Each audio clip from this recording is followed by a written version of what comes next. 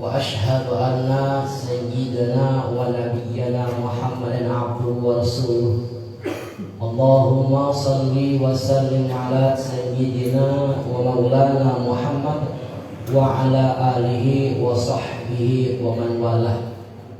Amma ba'du, para jamaah hadirin wal hadirat rahimakumullah, yang sama-sama kita muliakan para habaib zuriat baginda Nabi kita Muhammad sallallahu alaihi wasallam, yang mana telah hadir sesepuh kita Al-Habib Quraisy bin Syahab, Al-Habib Alwi bin Usman As-Sahab, Al-Habib Alwi Ba'bud, Habib Zaki Jamal Lain, dan juga Habib Fikri bin Habib Quraisy bin Syahab. Dan doakan semoga zuriat baginda Nabi kita ini menjadi penyelamat di tempat kita. Mudah-mudahan dengan hadirnya para habaib zuriat baginda Rasulullah, daerah kita, tempat kita menjadi aman, tenang dan damai. Amin. Amin ya rabbal alamin. Dan juga yang sama-sama kita hormati para guru-guru kita, Ustaz Zainuddin, Ustaz Azhari, Ustaz Badal, dan doakan semoga Allah Subhanahu wa taala panjangkan umur mereka. Amin. Allah Subhanahu wa taala sehatkan mereka dan hajat-hajat mereka ditunaikan oleh Allah Subhanahu wa taala, baik hajat dunia maupun hajat akhirat. Amin ya rabbal alamin. Para hadirin wal hadirat rahimakumullah,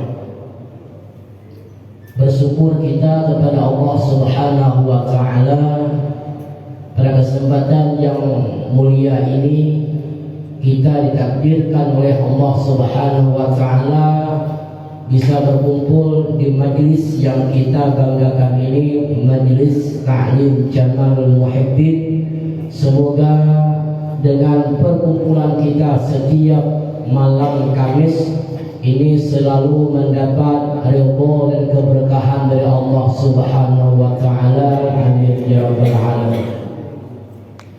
Kemudian salawat dan salam selalu tercurah keharibaan baginda Nabi kita Muhammad sallallahu alaihi wasallam kepada keluarga, sahabat, zuriat dan pengikut beliau ila akhir zaman.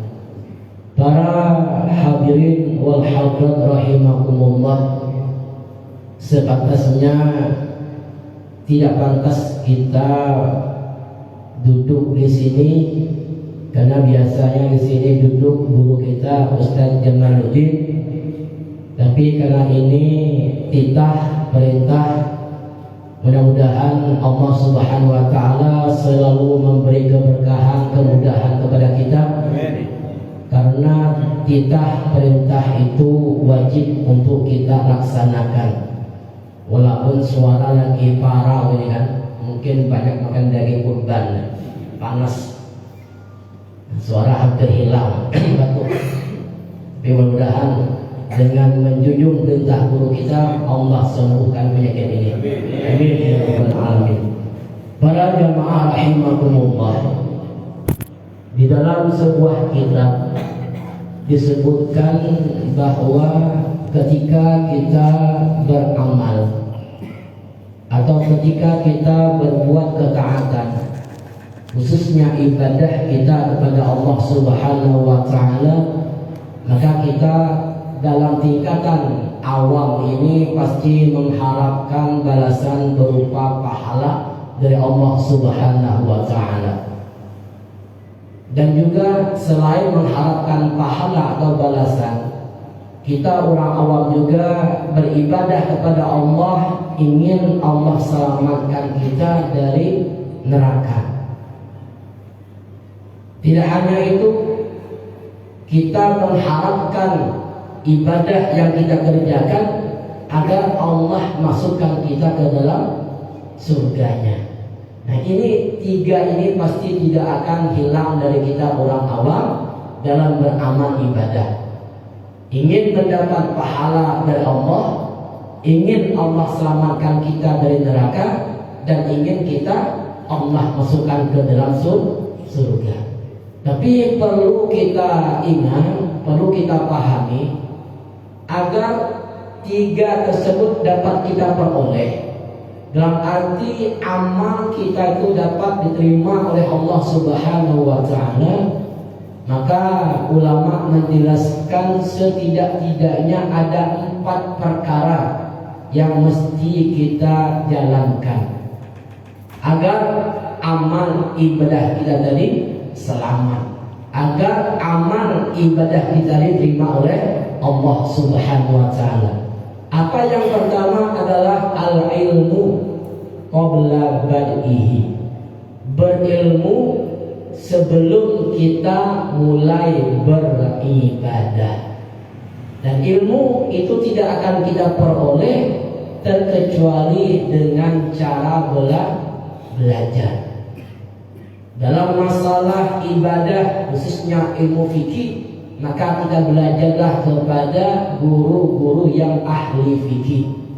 Karena dalam ibadah kita hari-hari, syariat kita mulai dari toharoh, bersuci, dalam arti menghilangkan atau mengangkat hadas kecil atau hadas besar, itu merupakan syarat diterimanya Allah Ta'ala amal ibadah kita yang lain, khususnya ibadah sholat kita.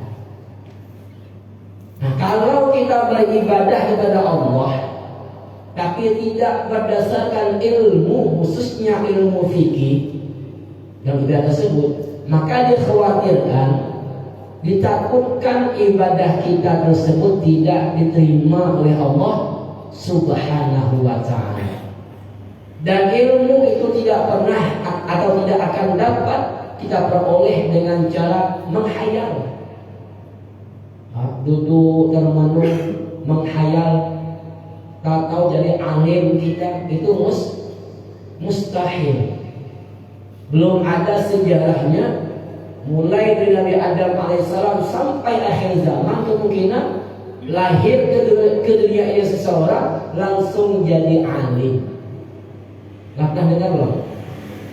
Ini keluar ke dunia ini langsung baca kitab kuning umpama, langsung bisa baca Al-Quran. Belum ada kan? Belum ada. Itu perlu proses belajar. Dan belajar itu perlu waktu yang lama.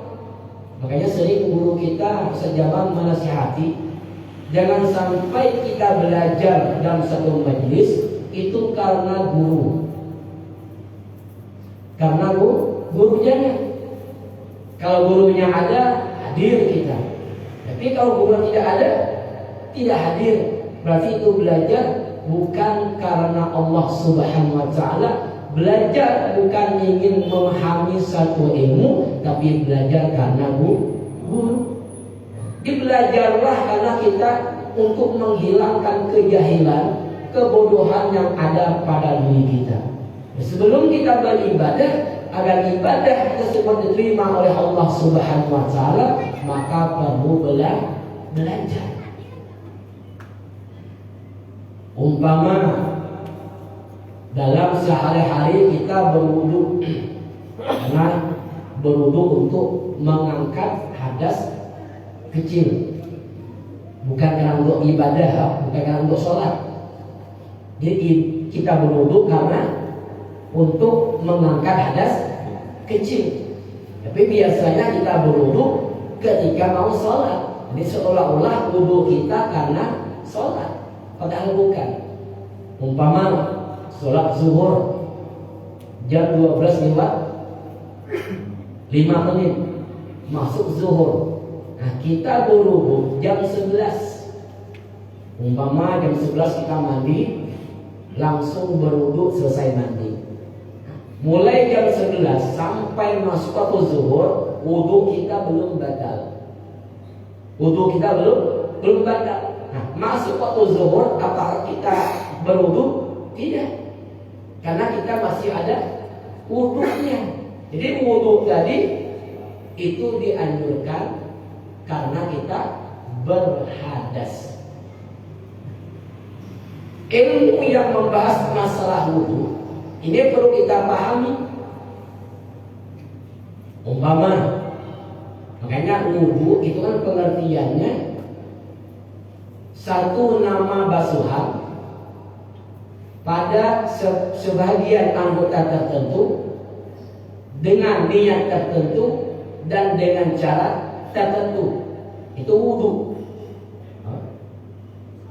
Satu nama satu basuhan pada anggota tertentu dengan niat tertentu dan dengan cara tertentu, itu wudu.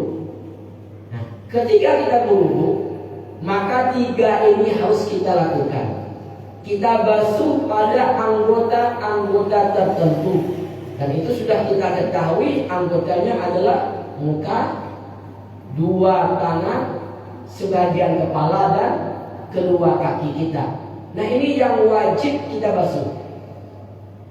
Ketika kita membasuh muka, karena kita sudah berilmu, sudah paham, maka kita mengetahui mana hak-hak wajib basuhan muka, mana hak wajib, batasan yang wajib dibasuh ketika kita membasuh muka kita. Dan itu sudah kita pelajari bahwa hak wajibnya lebarnya mulai dari tumbuh rambut kita di dahi sampai dengan di bawah dagu. Itu panjangnya. Lebarnya mulai pasak telinga sebelah kanan sampai dengan pasak telinga sebelah kiri. Nah, itu yang wajib untuk kita basuh. Ketika kita mengetahui batasan-batasan yang wajib dibasuh, itu menyebabkan wudu kita sah secara syariat, secara fikih. Maka ketika kita beribadah umpamanya sholat, maka sholat kita sah secara syariat. Kenapa? Mulai dari wudu kita sudah sah. Jadi ketika wudu kita tidak sah, karena kita tidak paham tentang masalah hak wajib basuhan di muka umpamanya, maka pengaruh bagi sholat kita, sehingga sholat kita tidak diterima oleh Allah Subhanahu wa Ta'ala. Dan ini mungkin akan menjadi satu penyesalan bagi kita nanti ketika di akhirat kita terima buku amal kita, kita lihat di sana ternyata sholat kita tidak ada catatannya. Mungkin kita protes kepada Allah, ya Allah, kemana sholat aku selama ini? Kenapa di sini tidak ada catatannya? Kata Allah, karena engkau sholat tidak sah. Sebabnya wudu engkau tidak sah. Sebabnya karena engkau tidak pernah belajar tentang masalah tersebut. Jadi perlu sebelum kita beramal, berilmulah. Dan ilmu itu harus didapati dengan cara belajar. Belajar dengan cara ada gurunya. Dan sampai kita belajar tanpa guru, buka di Google, makan, buka di internet, di mana media sosial, itu belum ada pertanggungjawabannya, sanadnya terputus. Alhamdulillah kita punya guru Ustaz Azhari, Habib Alwi Bakbu. Nah, ini mereka yang sanadnya bersambung dengan baginda Rasulullah Sallallahu Alaihi Wasallam. Kita ambil ilmu dari mereka. Kita ambil ilmu dari mereka. Alhamdulillah mereka masih bisa mengajarkan kita, mereka masih bisa membimbing kita. Maka jangan malas kita untuk belajar kepada guru-guru kita. Nah, para jamaah rahimahumullah, itu yang pertama yang mesti kita pelajari, kita ketahui agar amal ibadah kita diterima oleh Allah Subhanahu wa Ta'ala, yaitu berilmu sebelum beramal. Yang kedua, niat. Niat itu ketika mulai kita beramal. Makanya yang membedakan ibadah dengan kebiasaan itu niat. Kayak tadi contohnya, waktu kita berwudu, kan niat itu ketika kita membasuh muka kita, di mana air di tangan kita menyentuh bagian di muka kita, istilah kita meletakkan niat. Ketika kita membasuh muka kita dengan niat, maka itu namanya berwudu. Tetapi ada juga kita membasuh muka kita. Apa biasa kita sebut, kita bangun tidur nih. Bangun tidur kita ke WC atau ke kamar mandi, kita membasuh muka juga. Benar? Apa mesti kita? Berdalu. Itu perlu pakai niat kan? Dia kan?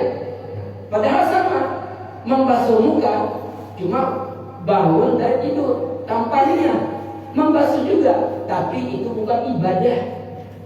Bukan ibadah apa? Karena tidak diniatkan. Ketika kita niatkan, maka itu sudah mendapat nilai ibadah. Innamal a'malu binniyat. Hanya saja sah amal seseorang itu tergantung dengan apa yang dia niatkan. Kayak kita malam ini hadir di majlis taklim, itu niatnya apa? Niatnya pertama apa? Karena kita ingin mencari ridho Allah Subhanahu wa taala.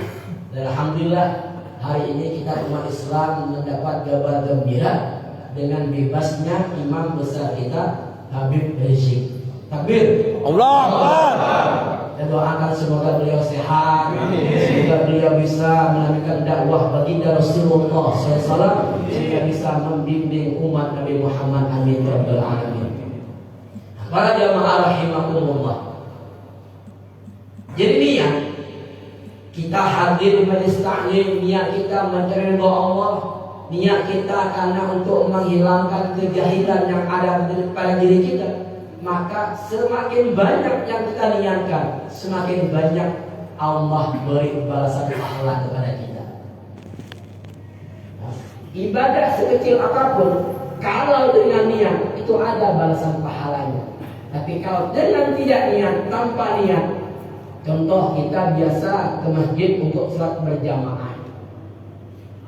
Kan dalam agama Islam, ketika kita masuk ke masjid, setelah kita sholat tahiyat masjid atau sebelum, kita niat apa? Niat i'tikaf.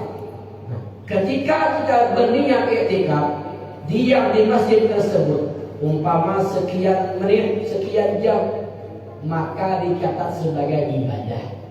Ketika kita masuk ke masjid, tidak berniat i'tikaf, sekian menit, sekian jam kita berdiam, maka kita tidak mendapat apa-apa.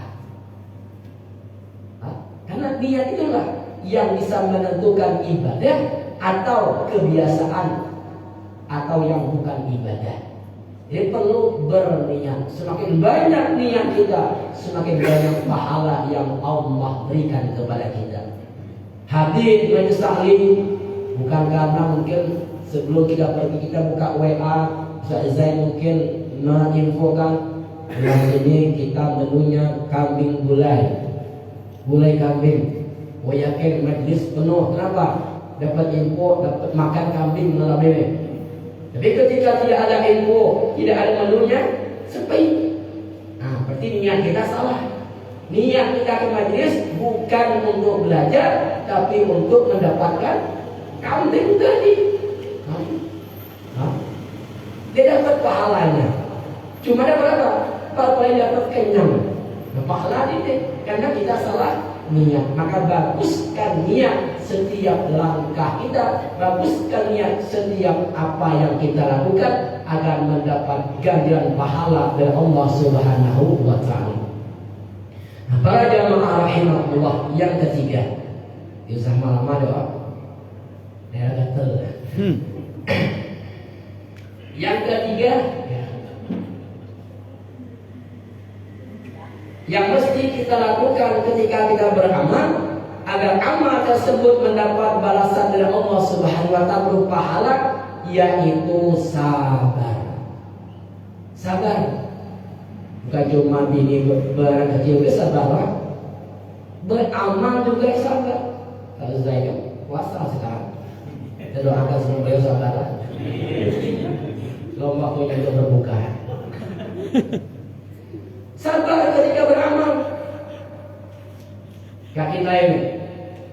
Mungkin malam ini kita membayangkan, oh guru kita belum pulang dari menunaikan ibadah haji. Oh, dia ke majlis dah. Kenapa? Guru Jamal belum ngajar. Berarti dia sabar. Tidak sabar. Di siapapun yang berbicara di sini, nah kita dengar. Kalau ada manfaatnya bagi diri kita, kita ambil. Kita ambil, kita amalkan. Perlu kesabaran. Contoh lain, kita sholat subuh umpama. Sholat subuh, ketika kita mendengar suara azan, kita membukakan mata kita, dan ternyata kita masih ngantuk. Mungkin karena malam tadi tidurnya telat, ngobrol, sehingga Pak, mata kita masih ngantuk. Nah, ini perlu kesabaran. Ketika kita mendengar panggilan azan dari seorang muazzin, dan itu hakikatnya panggilan Allah Subhanahu wa taala agar kita menunaikan sholat subuh, maka bergegaslah kita untuk bangun karena ini perintah Allah. Dan ini perlu kesabaran, karena kalau menurut nafsu kita, mungkin kita akan kembali tidur, meneruskan tidur kita sampai siang. Tapi ini karena perintah Allah Subhanahu wa taala, maka kita paksa diri kita untuk melaksanakan sholat fardu subuh. Nah, ini perlu kesabaran. Perlu kesabaran. Nah, yang terakhir yang mesti kita ketahui agar amal ibadah yang kita kerjakan mendapat nilai plus dari Allah Subhanahu wa taala adalah al-ikhlas. Ikhlas. Nah, mudah-mudahan apa yang kita sampaikan pada kesempatan malam hari ini bisa kita ambil manfaatnya. Mudah-mudahan Allah selalu memudahkan langkah-langkah kaki kita untuk mendatangi majlis ilmu, karena pada tempat tersebut Allah turunkan rahmat-Nya. Ketika seseorang mendapat rahmat dari Allah Subhanahu wa taala, maka orang tersebut akan selamat dunia dan akhirat. Dan juga kita doakan semoga guru kita Ustaz Jamal diberi kesehatan oleh Allah Subhanahu wa taala, beliau pulang dengan selamat membawa titel haji yang mabrur. Amin amin ya rabbal alamin. Mungkin hanya ini yang dapat kami sampaikan. Akhir kalam, assalamualaikum warahmatullahi wabarakatuh. Waalaikumsalam warahmatullahi wabarakatuh. Para hadirin para jemaah rahimakumullah, demikian mau Hizbul Hasanah nasihat pertama yang telah disampaikan oleh guru kita Ustaz Muhammad Abdul Fahim. Semoga dan mudah-mudahan bermanfaat untuk kita semua. Amin ya rabbal alamin. Sebelum kita tutup, ada beberapa pengumuman. Insyaallah malam Jumat kita di Umar seperti biasa, dan infak untuk pakar majelis alhamdulillah terkumpul kurang lebih 7 juta. Dari target kita 5 juta masuk sampai 7 juta. Untuk sumbangan Habib Umar Pondok Pesantren Kuping kemarin totalnya 13.100.000. Nah, jadi kita ucapkan terima kasih kepada para jamaah, para kawan yang telah membantu menyumbangkan hartanya. Semoga dan mudah-mudahan apa yang disumbangkan menjadi amal jariah dan dipermudah semua rezekinya dan dipermudah semua urusannya, disehatkan semua badannya, dan juga dipermudah dilancarkan rezeki-rezekinya oleh Allah Subhanahu wa taala. Nah, bagi yang belum menyumbang silakan menyumbang lagi, ataupun kita doakan semoga hidayah dan taufik dari Allah Subhanahu wa taala. Amin. Kadang-kadang memang dalam hal ini gua sebenarnya awak sebenarnya mutek duit, timbang duit, lama mau asal. Tapi dia sebenarnya mungkin dia tergerak, mendidik pengelola dia tergerak. Nah, tapi jangan bosan, jangan lama, jangan bantu. Infak atau sedekahnya merupakan amal ibadah. Kita sembahyang 5 kali sehari yang wajib. Amal untuk mendekatkan diri kepada Allah yang paling tepat itu amal sunnah, termasuk sedekah. Sedekah yang kita diperintahkan setiap hari, bukan seminggu sekali, bukan setahun sekali, bukan sebulan sekali, tapi setiap hari. Membaca ada sedekah setiap hari.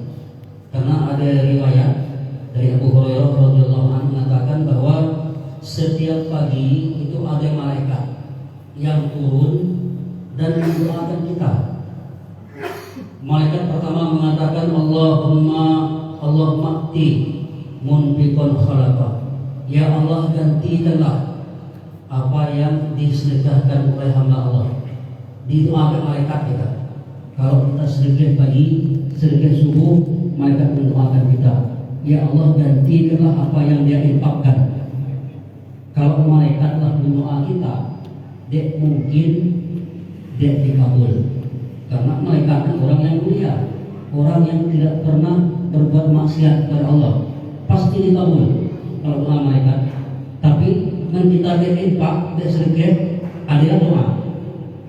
Dan bahasa Quran doa sumpah. Apa kata malaikat? Allahumma mumsikan tarafa. Ya Allah, bangkrutkanlah orang yang tidak mau menginfakkan hartanya. Bangkrutkan. Kita duit ada dan tidak sedekah, maka dibangkrutkan oleh Allah. Ini malaikat mendoa. Jadi sibuk doa yang bagus, sibuk doa yang tidak bagus. Jadi terserah kita lah. Milih yang mana kan? Apa yang sumpah malaikat, apa yang didoakan malaikat. Nah, jadi jangan pernah bosan untuk menginfakkan harta kita di jalan Allah, karena harta inilah nanti yang akan menjadi syafaat penolong kita di akhirat kelak. Harta yang kita makan jadi kotoran, benar? Harta yang kita simpan jadi rebutan.